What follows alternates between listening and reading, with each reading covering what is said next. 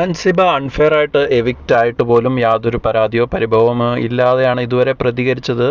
അപ്പോൾ ലൈവിൽ വന്നപ്പോഴും അതുപോലെ തന്നെയാണ് പ്രതികരിച്ചത്. അപ്പോൾ ലൈവിൽ കുറേ ചോദ്യങ്ങൾ ഈ ആരാധകർ ചോദിക്കുന്നുണ്ടായിരുന്നു. അപ്പോൾ അങ്ങനെ ഓരോ ചോദ്യം ചോദിക്കുമ്പോൾ ഒരു ചോദ്യം ശരിക്കും ഇങ്ങനെ ജാസ്മിനെ സംബന്ധിച്ചായിരുന്നു. അതായത് പുറത്തേക്ക് ഇറങ്ങിയപ്പോൾ ജാസ്മിനെ കെട്ടിപ്പിടിച്ചില്ലല്ലോ, അതെന്താ അങ്ങനെ കെട്ടിപ്പിടിക്കാഞ്ഞേ എന്ന് ചോദിച്ചു, ഒരാൾ ചോദിച്ചു. അപ്പോൾ അൻസിബ അപ്പോൾ തന്നെ മറുപടി പറയുകയാണ്, ഞാൻ അങ്ങനെ ആരെയും ഒഴിവാക്കിയില്ലല്ലോ, ഞാൻ എല്ലാവരെയും കെട്ടിപ്പിടിച്ചിട്ടാണ് അവിടെ നിന്ന് ഇറങ്ങിയത്, ആ പീപ്പിൾസ് റൂമിൽ നിന്ന് ഇറങ്ങിയത്. അപ്പോൾ ലൈവിൽ അത് കാണിച്ചിട്ടുണ്ടാവില്ല, അത് കട്ടായി പോയതായിരിക്കും, എപ്പിസോഡിലും അത് കണ്ടിട്ടുണ്ടാവില്ല.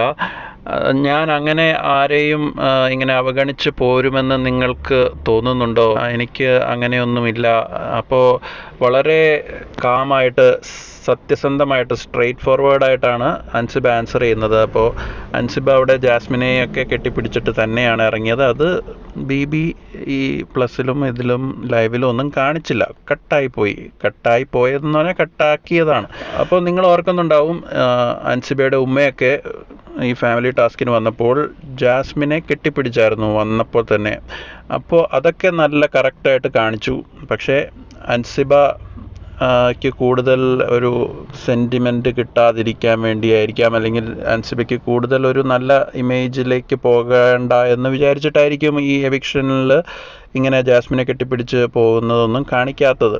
പിന്നെ നിങ്ങൾ ശ്രദ്ധിച്ചോ എന്നറിയില്ല, സിബിൻ തിരിച്ചു വന്നപ്പോഴും അൻസിബ തിരിച്ചു വന്നതും എല്ലാം രാത്രി 10 മണി കഴിഞ്ഞിട്ടുള്ള ഫ്ലൈറ്റിലാണ്. അതായത് കൊച്ചിയിൽ രാത്രി 10:20 ഇറങ്ങുന്ന ഒരു ഫ്ലൈറ്റാണ് അൻസിബയ്ക്കും സിബിനും ഒക്കെ ഇങ്ങോട്ട് തിരിച്ചു വരാൻ ഏർപ്പാടാക്കിയത്. അതേ ദിവസം പുറത്തായ അപ്സര ഉച്ച കഴിഞ്ഞ് നെടുമ്പാശ്ശേരിയിലെത്തിയത് നമ്മൾ കണ്ടതാണ്. അപ്പോൾ ഇങ്ങനെയൊക്കെയാണ് ഈ വിവാദപരമായിട്ട് അൺഫെയർ എവിക്ഷനൊക്കെ നടക്കുമ്പോൾ കൂടുതൽ ശ്രദ്ധ കിട്ടാതിരിക്കാൻ, വൈറലായി പോകാതിരിക്കാനായിരിക്കാം ഈ രാത്രി 10 മണിക്കൊക്കെ അവരുടെ എയർപോർട്ട് എൻട്രി ആക്കുന്നത്. അപ്പോൾ ഈ മീഡിയയൊക്കെ കവർ ചെയ്യാൻ കുറവായിരിക്കും, റിസീവ് ചെയ്യാൻ ആളുകളും കുറവായിരിക്കും. പുറത്തിറങ്ങുന്ന മത്സരാർത്ഥികൾക്ക് ഉണ്ടാകുന്ന വേർതിരിവ് തന്നെയാണ്. അതായത് അവർക്ക് കൂടുതൽ ഇമേജ് ബൂസ്റ്റപ്പ് ആവാതിരിക്കാനുള്ള പ്രതിരോധ നടപടികൾ എന്ന് തന്നെ പറയാം.